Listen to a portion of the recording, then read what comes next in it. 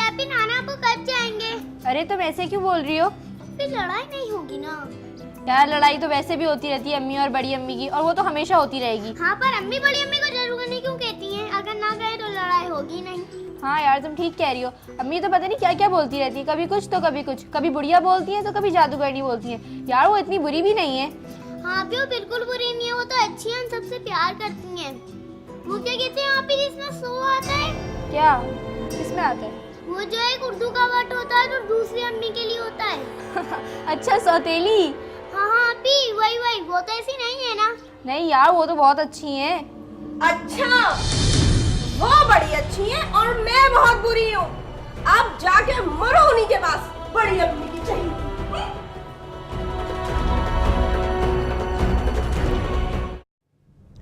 यानी बर्दाश्त सिफर। बॉस, एक औरत सौकन बर्दाश्त कर सकती है, लेकिन ये कभी बर्दाश्त नहीं कर सकती कि उसके बच्चों को भी कोई छीन ले। तो ये उस औरत की जादूगरी की एक और दलील बन गई। जी बॉस, मोहब्बत, शफकत, अपनाइयत सभी पर जादूगरी का स्टिकर लगा दिया बॉस। क्या कभी अनवर ज़ेब ने अपनी दूसरी बीवी का नफ्सियाती मुआयना कराने की जरूरत नहीं महसूस की? बॉस, इसका तो कोई रेफरेंस नहीं मिला कि उसकी कोई भी बीवी किसी नफ्सियाती डॉक्टर के पास गई है। लीजा तुम्हें मालूम है, मर्द की मजलूमी उसकी मूंछों में दब जाती है। वो जख्म को छुपा छुपा कर नासूर बना लेता है और फिर उठाता है कोई इंतहाई कदम, क्योंकि माशरा इसी इंतहाई कदम को उसकी मर्दानगी तसव्वुर करता है। अनवर ज़ेब 2 बेगमान और 2 बेटियों के बावजूद अकेला रह गया। एक बीवी कोयटा चली गई और दूसरी अपने मैके। कुछ दिन बाद उसकी दूसरी बीवी लौट आई, मगर एक नए रूप में। अब उसे उसकी मां ने एक मिशन लेकर भेजा था। अनवर ज़ेब को बावर करा के छोड़े कि उसकी पहली बीवी एक घटिया औरत है जो जादू टोने जैसे नाजायज और नापाक अमलियात करती है। अनवर ज़ेब से हर रोज की तल्ख कलामी, हर रात का झगड़ा, नाश्ते की टेबल से लेकर रात का दस्तरख्वान, एक ही बात। अब बर्दाश्त से बाहर था सब कुछ। अनवर ज़ेब के आसाब अब जवाब दे रहे थे कि इस हसास वक्त में उसके ससुर ने आने की गलती की।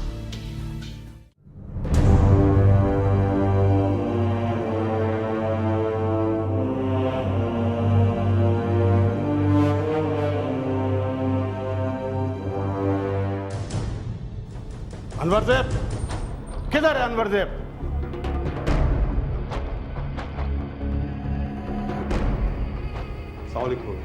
वो तुम्हारी समझ में नहीं आया ना? क्या समझ में नहीं आया? क्या समझ में नहीं आया? क्या नहीं आया? आखिर हुआ क्या है, कुछ बताओ तो सही, जभी तो मेरा समझ में आएगा। वो तुम्हारा बीबी का तबीयत खराब है, तुम अपनी बीबी को नहीं देखता है। और इसको जिस्मानी कोई बीमारी नहीं है, इसका दिमाग को बीमारी है, दिमाग को। और उसका इलाज न मेरे पास है न डॉक्टर के पास है, इसके पास खुद है इसका इलाज। तुम लोगों को कुछ ख्याल है? मेरे को हेपेटाइटिस सी, हेपेटाइटिस सी, और तुम लोग उल्टा मेरे को ही तंग करता है। खुदा का कोई खौफ करो तुम लोग। वो हमको मालूम है क्या है और क्यों है, पर तुम्हारे दिमाग में नहीं आता हमारा बात। क्या नहीं आता हमारा दिमाग में बात? तुम बताओ, क्या नहीं आता मेरा दिमाग में बात? वो तुम्हारा पहला बीबी है ना, वो सबका जिम्मेदार है। तुम अपना आंखें खोलो। वो बेचारी तो कोयटा में बैठा हुआ है, कोयटा में। वो कहां से जादू करता है? मेरे को तो लगता है कि ये जादू तुम करता है, क्योंकि इस घर में तो तुम ही मौजूद है। वो अपना आवाज नीचे रखो। हमारा आवाज नीचे है, नीचे है हमारा आवाज। तुम हमको माफ करो, खुदा का वास्ता माफ करो हमको। इनकी तल्ख कलामी बढ़ती ही चली गई और फिर एक तीसरा किरदार भी इसमें शामिल हो गया। वो कौन? इसकी सास। वो फोन पर इस बहस में शामिल रही।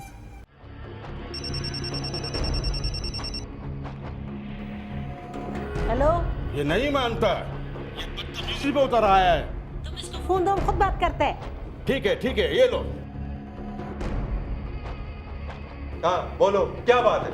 तुम सलाम दो, सब भूल गया। मेरा सलाम करने से तुम्हारा बेटी का मिजाज ठीक नहीं हो जाएगा। अपना बीवी को समझा दो, वरना हमसे बुरा कोई नहीं होगा। मेरा बीवी तुम्हारा बेटी, तुम उसको खुद समझाओ। हम अपना बेटी का बात नहीं करता, वो जादूगरनी चुड़ैल का बात करते। चुड़ैल का। ओ काफिरो, वो जादूगरनी नहीं है, जादूगर तुम लोग है, तुम लोग। ऊपर से फोन आया उसकी बीवी का, बस एक बयान करते हैं, ये हम ये करेंगे, हम ये करेंगे, हम ये करेंगे, हम ये करेंगे। फिर भी मैं खामोश। उसको मैंने बोला, मैंने कहा जी मुझे तो कुछ इल्म नहीं है, मैं तो घर पे हूँ, तो आप उसको समझा देना ये काम मत करे। नहीं करता है आपकी बीवी। मैंने कहा मेरी बीवी तो क्वेटा में है, अब कौन करता है? नहीं, जब ये बीमार हो गई, मैं अल्लाह ताला ने की है। ये किस तरह बीमारी है? सर में दर्द, हड्डी में दर्द, तो उसको क्यों बदनाम करता है? मैंने कभी आपको बदनाम किया है? तो बिल्कुल दिमाग में, क्योंकि मैं बच्चों को देखता था, छोटी बच्चियों को, मैंने कहा इसके दिल पे क्या गुजरेगा, ये क्या तालीम हासिल करेगा। एक तरफ बीवी, सास, ससुर और एक तरफ अनवरजेब। बात बिगड़ती ही गई। तल्ख कलामी इतनी बढ़ी कि अनवरजेब ने तैश में आकर पिस्तौल निकाल लिया। ससुर ने उसे और ललकारा। बीवी बच्चों ने रोकने की कोशिश की, मगर ससुर ने अनवर को ललकारना नहीं छोड़ा। वो उसके सामने खड़ा हो गया।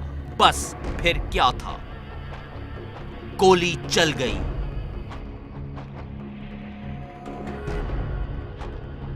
पिस्टल मैंने उठाया, फिर भी मैं फायर नहीं करता था, लेकिन उसने जंप लगाया मुझ पर। जंप लगाया तो बस आज ही दब गया। तो बस हाथ में तो उसने लगाया, मुझे पकड़ा।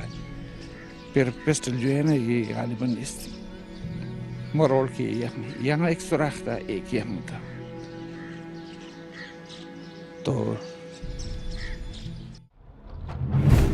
तुमने हमारा जिंदगी बर्बाद करके रख दिया। जाओ उधर से, तुम जाओ उधर से, जाओ उधर से। मैं तुम लोगों को देख, इधर है हमारा काफिर का बच्चा को हम नहीं छोड़ेंगे, नहीं छोड़ेगा। हम इस काफिर का नहीं छोड़ेंगे। हटो, हटो तुम लोग आगे। अब जाओ, बकवास नहीं करो।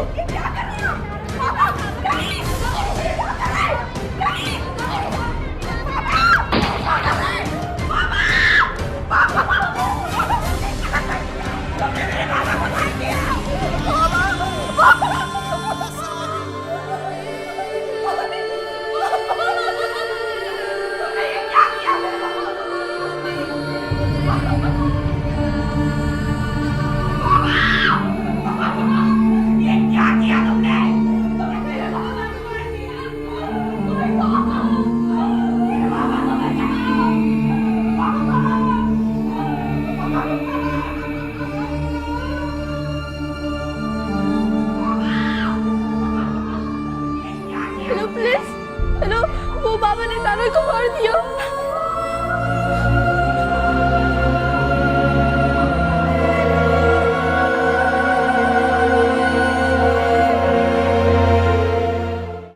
इसने अलमारी से पिस्टल निकाला और उस पर फायर किए। एक फायर उसके पेट पे लगा, दूसरा फायर उसके कंधे पे लगा, एक गर्दन पे लगा, लेकिन खुशकिस्मती से वो बच गया।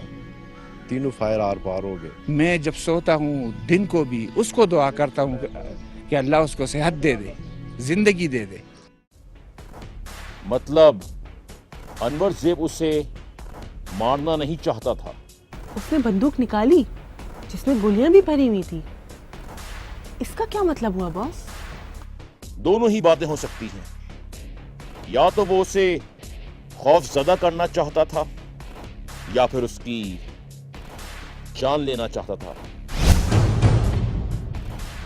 मगर वो उसकी बीवी का बाप और बच्चों का नाना था।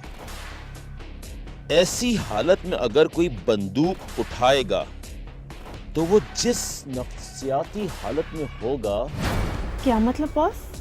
सोचो, जब लोग बगावत पर उतर आते हैं, ना तो अपनी जिंदगी के बारे में सोचते हैं और ना ही मद्दे मुकाबिल की ताकत के बारे में, और ना ही उनको परवाह होती है नताइज की। मतलब अनवर ज़ेब की ज़हनी कैफियत एक बाकी जैसी थी? यकीनन। मुस्तकिल झगड़े, ना खत्म होने वाले मुबाहिसे, बीवी के माँ बाप की बेजा मदाखलत और मायूस कुन बीमारी से बगावत। तो क्या अनवर ज़ेब का ये कदम सही था? हरगिज नहीं। यहां दो गलत मद्दे मुकाबिल हैं।